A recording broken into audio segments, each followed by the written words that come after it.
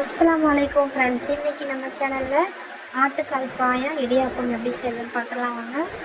நான் ஒரு மிக்ஸி ஜாரில் முந்திரி பொட்டுக்கல்ல தேங்காய் சேர்த்து பேஸ்ட் பண்ணி வச்சுருக்கேன்.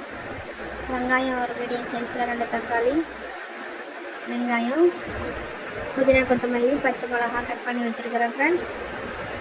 விசில் போயிட்டுருக்கு. ஆட்டுக்கால் நல்லா வேக வச்சுக்கோங்க. ஒரு கடாய் அடுப்பில் வச்சுட்டு தேவையான எண்ணெய் விட்டு பட்டை, ஏலக்காய், கிராம்பு, பிரிஞ்சி இலை போட்டு கட் பண்ணி வச்சுருக்கிற வெங்காயம் போட்டு நல்லா வதக்கிக்கலாம் ஃப்ரெண்ட்ஸ்.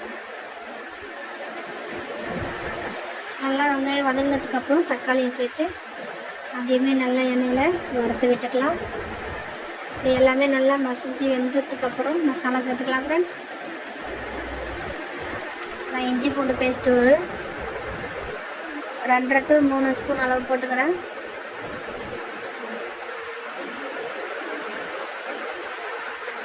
இஞ்சி பூண்டு நல்லா எண்ணெயில் வதங்கினதுக்கப்புறம் பச்சை மிளகாய், புதினா, மல்லி சேர்த்து நல்லா வதக்கி விட்டுக்கலாம்.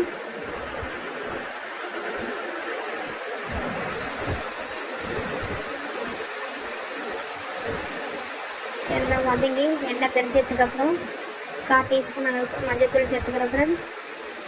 2 டீஸ்பூன் அளவுக்கு மிளகாய் தூள் சேர்த்துக்கிறேன். உங்களுக்கு காரம் எவ்வளோ தேவையோ இன்னும் கொஞ்சம் சேர்த்துக்கலாம். எல்லாம் சேர்த்து நல்லா வதங்கினதுக்கப்புறம்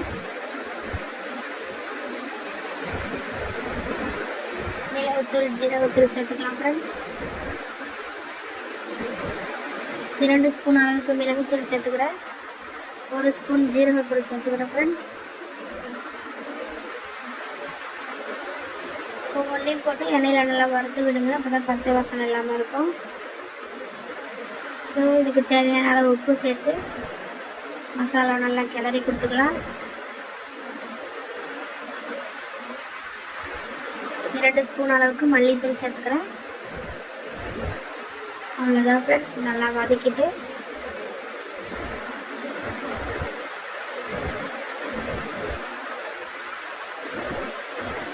கொஞ்சமாக தண்ணி விட்டு நல்லா மசாலாவை வேக வச்சுக்கலாம் ஃப்ரெண்ட்ஸ். தயிர் கொஞ்சம் சேர்த்துக்குவோம்.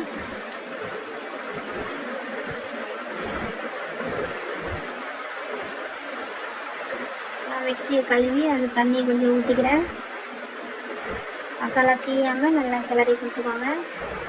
எண்ணெயில் நல்லா வெந்ததுக்கப்புறம் எண்ணெய் பிரிஞ்சு வந்ததால் நமக்கு டேஸ்ட்டு நல்லாயிருக்கும்.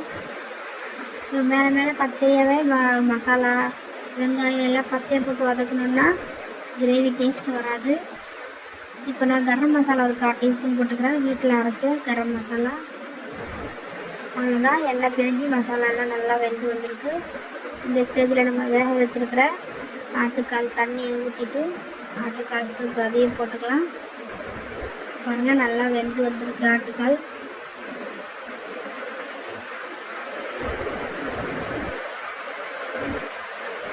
எல்லாத்தையும் ஒன்று சேர்த்து கிளறி கொடுத்துட்டு கொதி வந்ததுக்கப்புறம் தேங்காய் பேஸ்ட் அரைச்சி வச்சுருந்தால முந்திரி பொட்டுக்கல்ல கொஞ்சம் தேங்காய் போட்டு அரைச்சி அந்த வடிகட்டி ஊற்றிக்கலாம். பாலாகவும் ஊற்றிக்கலாம்.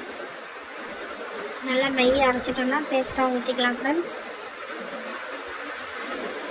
அவ்வளோதான், ஆட்டுக்கால் பாயா ரெடி ஆயிடுச்சு. இது கூட நம்ம சப்பாத்தி, இடியாப்பம் வச்சு சாப்பிட்லாம். சூப்பராக இருக்கும். நான் இடியாப்பம் தான் செஞ்சுருக்கிறேன். அதுக்கு மாவு எப்படி பிசையணும், எப்படி இடியாப்பம் சுடணுங்கிறதையும் சிம்பிளாக உங்களுக்கு காட்டுறேன் ஃப்ரெண்ட்ஸ். பாயா ரெடி ஆகிடுச்சு. மல்லி இலை தூவி லாஸ்ட்டாக இறக்கி வச்சிடலாம். இப்போ நம்ம இட்லி சட்டியில் தான் செய்ய போகிறோம். இட்லி சட்டியில் தண்ணி விட்டு தட்டை வந்து இப்படி திருப்பி போட்டுக்கோங்க. நம்ம இடியாப்ப தட்டு வச்சா கரெக்டாக இருக்கும். இப்போ உரலெல்லாம் எண்ணெய் தடவி வச்சுக்கலாம். எண்ணெய் தடவிட்டு இடியாப்ப தட்டில் ஒரு தட்டு மட்டும் நம்ம உள் பக்கம் எண்ணெய் தடவிக்கணும் ஃப்ரெண்ட்ஸ். இதை அடியில் வச்சு இது மேலே சுற்றிடும். இதில் மேலே வந்து எண்ணெய் தடவிக்கணும் மற்ற தட்டுகளில். ஏன்னா அந்த உள் தட்டில் வந்து அடியில் வச்சுட்டு அதுக்கு மேலே இந்த தட்டெல்லாம் வச்சு நம்ம இடியாப்பம் சுடும்போது ஒட்டாமல் வரும். இப்போ இது மேலே நெறி வச்சு நம்ம இடியாப்பம் நெரிச்சு ஒரு 5 நிமிஷம் வேக வச்சு எடுத்துக்கலாம் ஃப்ரெண்ட்ஸ். இப்போ நான் வீட்டில் கழுவி காய வச்சு பச்சை அரிசியில் அரைச்சி எடுத்து வச்சுருக்கேன். வறுக்காத அரிசி மாவு தான். அதுக்கு நம்ம வெந்நீர் வந்து நல்லா கொதிக்க விடக்கூடாது. கொதிக்கிற ஸ்டேஜ் வந்ததும் நம்ம அடுப்பு ஆஃப் பண்ணிவிட்டு தேவையான உப்பு போட்டு 1 ஸ்பூன் ஆயில் விட்டு இடியாப்ப மாவு பிசைஞ்சிக்கலாம் ஃப்ரெண்ட்ஸ். தண்ணி அப்படியே ஊற்றிடாமல் கொஞ்சம் கொஞ்சமாக நம்ம விட்டு நல்லா ஒரு சப்பாத்தி மாவு பதத்துக்கு பிசைஞ்சு வச்சுக்கலாம். ரொம்ப தண்ணியாக போயிட்டாலும் இடியாப்பம் நல்லா நிறைய பிழிக்க வராது. அதே போல் கட்டியாக இருந்தாலும் பிழிகிறது கஷ்டமாக இருக்கும் ஃப்ரெண்ட்ஸ். இப்போ பாருங்கள், கொஞ்சம் கொஞ்சமாக தண்ணி சேர்த்து நல்லா சாஃப்டாக மாவு பிசைஞ்சு வச்சுக்கலாம். கையில் தொட்டால் ஒட்டாது. இந்த மாதிரி இந்த அளவுக்கு நம்ம உருண்டை பிடிச்சி பார்த்தா கையில் ஒட்டக்கூடாது. ஏன்னா நம்ம பதம். இப்போ நம்ம இடியாப்பம் பிழிஞ்சிக்கலாம் வாங்க.